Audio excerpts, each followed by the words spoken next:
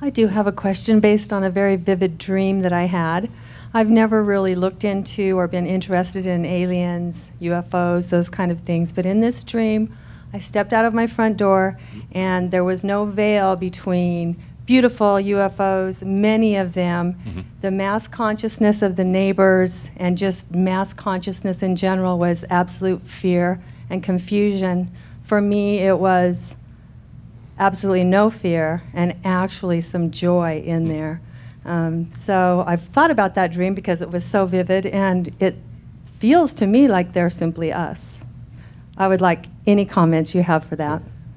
So my question was what? What are UFOs and aliens, and are they simply us, just without the veil or the dimensional difference?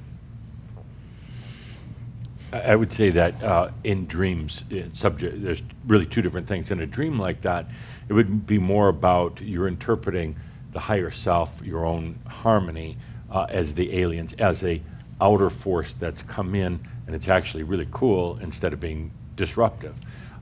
So interpretation in a dream. As far as aliens go, I mean, outside of the dream state, Adama says, you know, that there are other life beings out there, but there's no being greater than a human being.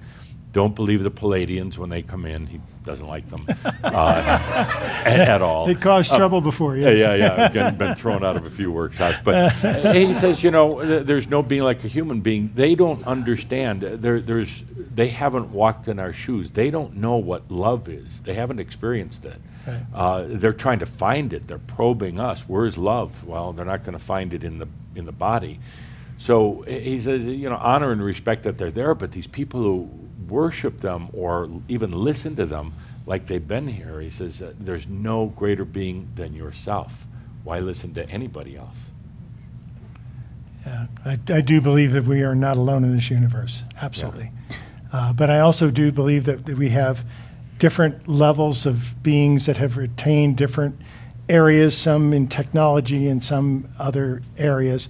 But I agree with what Adama said, absolutely. We're the highest level. All eyes of the universe are on this experiment right here. Now. Exactly. Right now. Yep. Where everybody's watching us to see we're writing the future for everything that is. Yep. And because we are the highest level. There's a part of that. The third dimension does not just limit itself to the Earth. There are universes that have been shut down. They're quarantined. They're stuck in that much more negative, good, bad, right, wrong domination than we even are.